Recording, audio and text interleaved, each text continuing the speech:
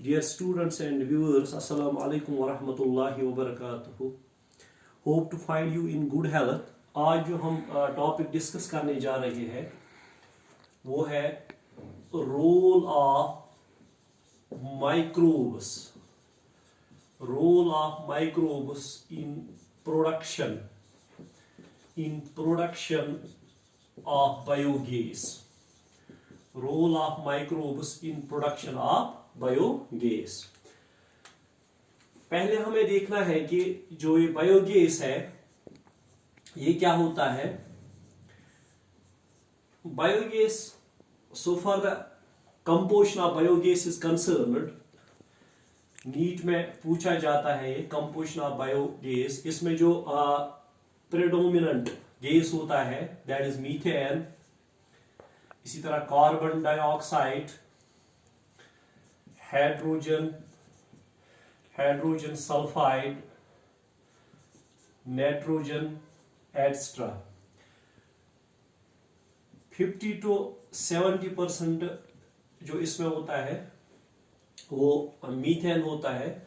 बाकी जो ये गैसेस हैं 30 to 40% कार्बन डाइऑक्साइड एंड जो 10% गैसेस होते हैं बायोगैस में वो हाइड्रोजन है, हाइड्रोजन सल्फाइड है और नाइट्रोजन है.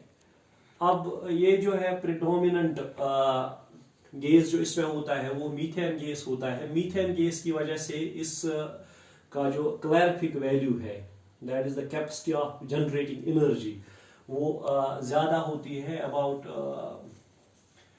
4 to 5,000 किलो कैलोरी वैल्यू जो होता है calorific value.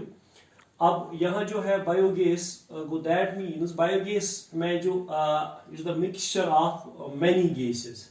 It is composed of many gases, that is methane, carbon dioxide, hydrogen sulphide and nitrogen. सबसे ज्यादा इसमें क्या होता है methane.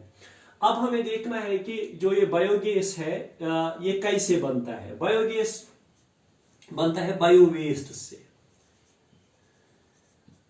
That means wastes obtained from the living organisms. जिस तरह काउ डंग है या डिकेड पार्ट्स जो प्लांट्स के होते हैं या एनिमल्स के होते हैं, इनसे बनता है बायोगैस. अब यहाँ आपको याद रखना है जो बायो वेस्ट है, या दूसरा नाम हम इसका दे सकते हैं that is waste biomass.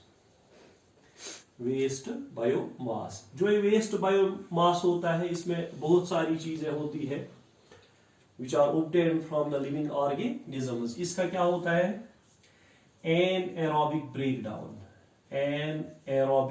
Breakdown. इसका मतलब क्या है. फॉर एग्जांपल अगर कोई लिविंग प्रोडक्ट हम रखेंगे एनाएरोबिक कंडीशन में, वहां जो एनाएरोबिक माइक्रोब्स होते हैं, एनाएरोबिक माइक्रोब्स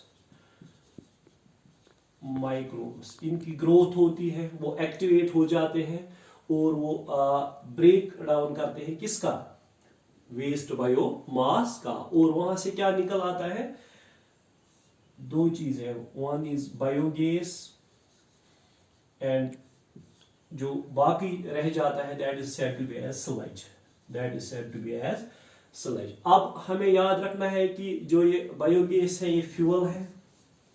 फ्यूल का मतलब है ये कंबस्टेबल और इनफ्लेमेबल सब्सटेंस है. कंबस्टेबल और inflammable substance. Any combustible substance which may be burned to supply heat and light, वो क्या होता है, वो होता है फ्यूल. वो बायोगैस भी क्या होता है, फ्यूल. अब हम इस बायोगैस को हम यूज करते हैं फॉर लाइटनिंग पर्पस, ठीक है ना, कुकिंग पर्पस के लिए, ठीक है ना, कुकिंग पर्पस के लिए भी यूज किया जाता है.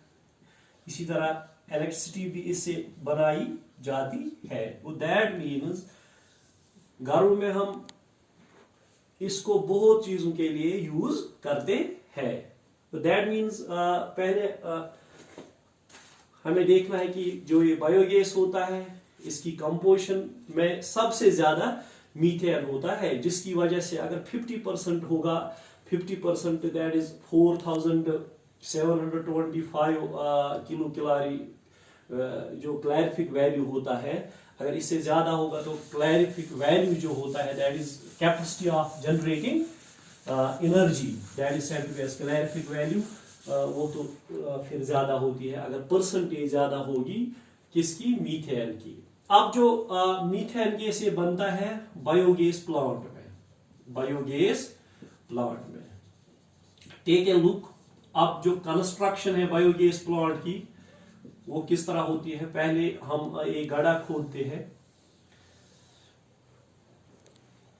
दैट इज 10 to 13 फीट जमीन में, एंड इसको हम एयर टाइट बनाते हैं। फॉर एग्जांपल इसमें हम ब्रिक्स लगाएंगे साइड्स में या स्टून्स लगाएंगे, ठीक है ना। एयर टाइट क्यों बनाना है इसको, क्योंकि ऑक्सीजन जो है, एयर जो वहां वो अंदर नहीं आना चाहिए। And this